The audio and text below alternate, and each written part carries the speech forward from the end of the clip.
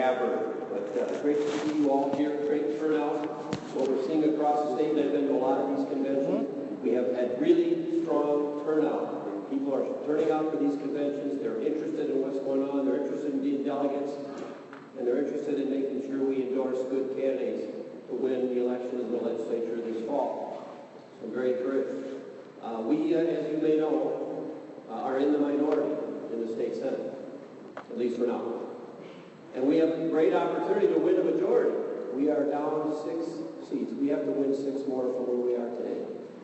And just so you know, there are 6 seats in the Senate that are held by Democrats where you've got 2 Republicans in the House. We've got 9 where you have Democrats in the Senate that were carried by Jeff Johnson when he ran against Governor Dayton. There are 6 where you've got Democrats in the Senate that were won by Mitt Romney over Obama. Now, what does that tell you? What it tells me is that these are areas where people are used to voting for Republicans.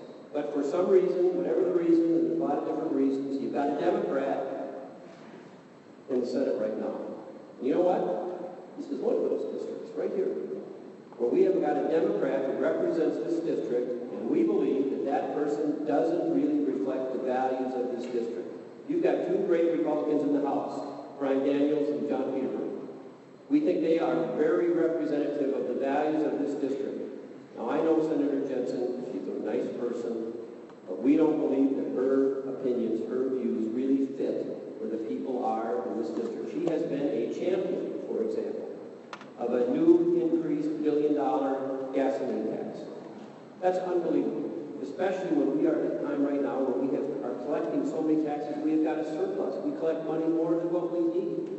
But you've got people like Senator Jensen and others who are talking about how we just need to continue to raise more taxes, more taxes.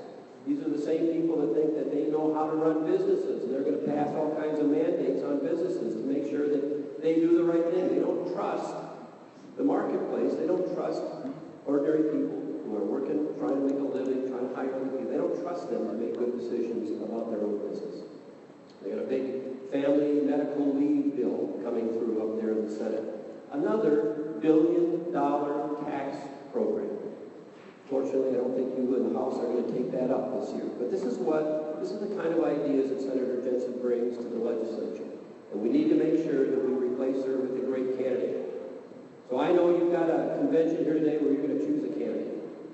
And all I will tell you is, I hope, and you've demonstrated a lot of commitment to this process by being here today, and I hope that when you're done, that you don't decide that your political activity is done.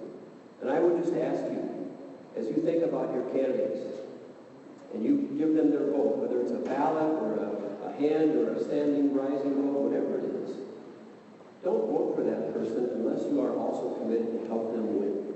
They will need your help. They will need your help to go out and knock on doors, to put up signs, to write checks, to do phoning, or a myriad of things that need to be done. But these are people who have said, they've raised their hands and said, I will go out and I will do this work.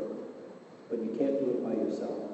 Politics is the ultimate team sport. They need your help. So as you think about today who you want to have be your representative and your state senator, make it known here today what your preference is. But don't vote for anybody that you don't believe that you think is worthy of your help. And at the end of the day, I know we've got a little bit of a contest here, at the end of the day, I would encourage us all to come together and support who that candidate is. I can't tell you how important it is to win this seat for Republicans in the state Senate.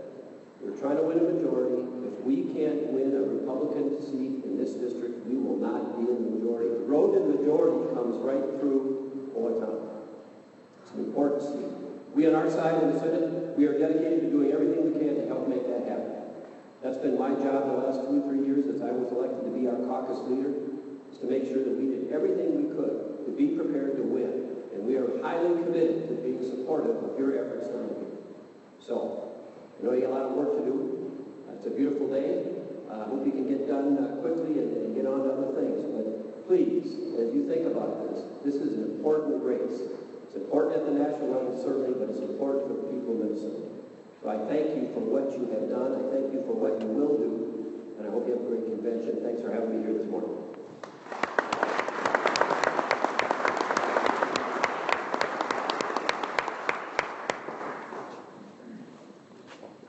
All right, I got the initial credentials report.